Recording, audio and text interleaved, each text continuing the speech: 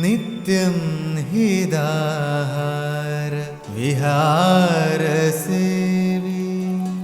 സമീക്ഷകാരി വിഷയേഷ്വസക്ത ദാതാസമ സത്യപര ക്ഷമാവാനാപ്തോ ബസേവീച്ച ഭവത്യരോഗ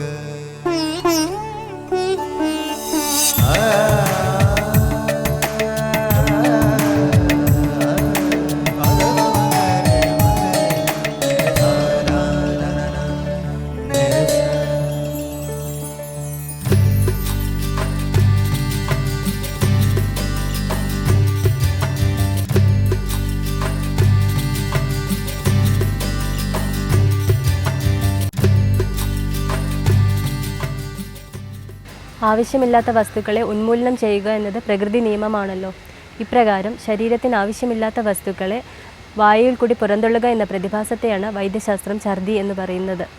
നാം കഴിക്കുന്ന ആഹാരം ആമാശയത്തിലെത്തി പാചകപിത്തരസങ്ങളുമായി കൂടിക്കലരുകയും ആമാശയ ഭിത്തിയുടെ ചലനം കൊണ്ട് വിഘടിതമാവുകയും ചെയ്യുന്നു. ഇത് ദഹന പ്രക്രിയയുടെ ഒരു പ്രധാന ഭാഗമാണ്.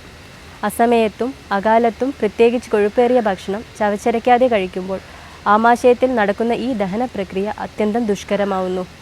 മേൽപോട്ട് പ്രവർത്തിപ്പിക്കുക എന്നീ പ്രക്രിയകൾ ചെയ്യുന്ന ഉദാനവായു ഈ ദോഷങ്ങളെ വായയിൽ കൂടി ശക്തമായി പുറന്തള്ളി ഛർദിയെ ഉണ്ടാക്കുന്നു.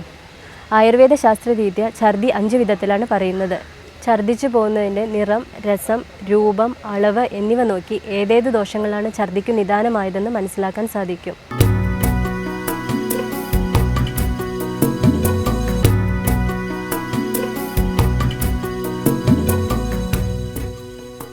അമിതമായ പരിഭ്രമം, ഉത്കണ്ഠ, ആകാംക്ഷ, നിരാശ എന്നിവയും ഛർദിക്ക് കാരണമാകാറുണ്ട്.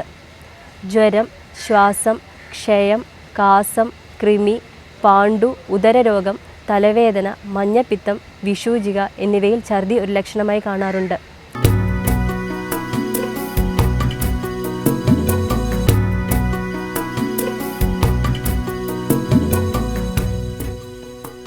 നമ്മുടെ ദൈനംദിന ജീവിതത്തിൽ ഭക്ഷ്യവിഷബാധയാണ് പ്രധാനമായി കാണാറുള്ളത്.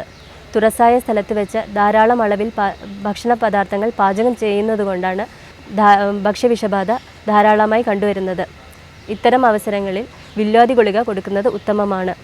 വില്വാദി കഷായം, മഹാവില്വാദി ലേഹം എന്നിവയും ഈ സന്ദർഭത്തിൽ കൊടുക്കാവുന്നതാണ്.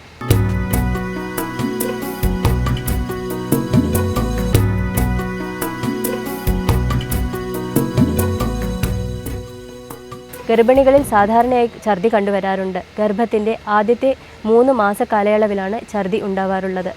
പച്ച കൊത്തമല്ലി കൊണ്ടുണ്ടാക്കിയ കഷായം മഹാദാനന്തര ഗുളിക ചേർത്ത് കൊടുക്കുന്നത് ഹിതമാണ്.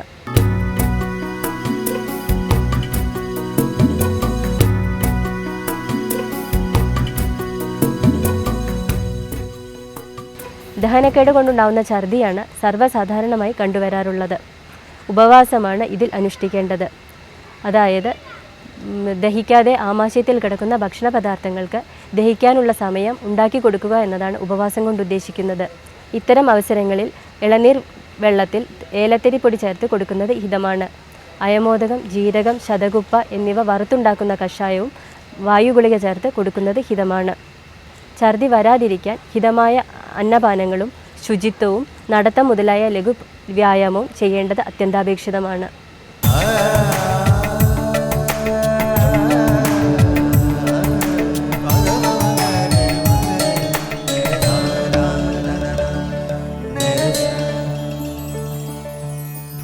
ബുദ്ധിയും ഓർമ്മശക്തിയും യുവത്വവും ഓജസ്സും പ്രദാനം ചെയ്യാൻ കഴിവുള്ള ഒരു രസായന ഔഷധമാണ് മുത്തൾ അഥവാ കുടങ്ങൽ. ആയുർവേദത്തിൽ മണ്ടൂകപർണി എന്ന പേരിൽ അറിയപ്പെടുന്ന മുത്തളിൻ്റെ ശാസ്ത്രനാമം സെൻഡല്ല ഏഷ്യാറ്റിക്ക എന്നാണ്. ഇന്ത്യയിലുടനീളം ഉഷ്ണമേഖലാ പ്രദേശങ്ങളിൽ ഈർപ്പമുള്ള സ്ഥലങ്ങളിൽ ഈ ചെടി വളരുന്നു.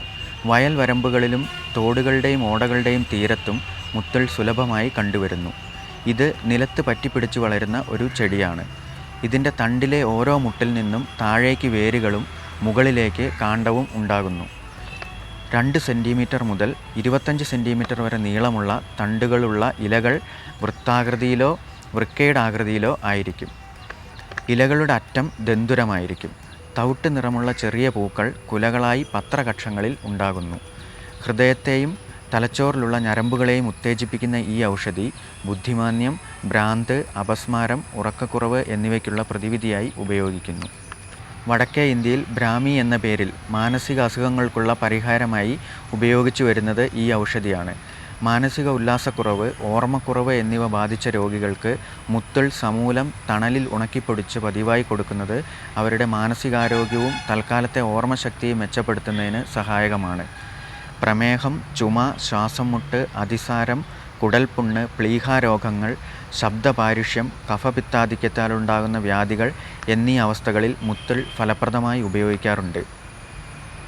ചിഞ്ചാതി തൈലം, ബ്രാഹ്മരസായനം, പാഫനാദി തൈലം, പാഫനാദി ഘൃതം തുടങ്ങിയ യോഗങ്ങളിൽ മുത്തുൾ ചേരുന്നുണ്ട്. സാധാരണയായി ഈ ചെടി ആരും കൃഷി ചെയ്യാറില്ല. എന്നാൽ വീട്ടുമുറ്റത്തും ഉദ്യാനങ്ങളിലും ഈ ചെടി ഉപയോഗിച്ച് മനോഹരമായ ലോൺ ഉണ്ടാക്കാവുന്നതാണ്.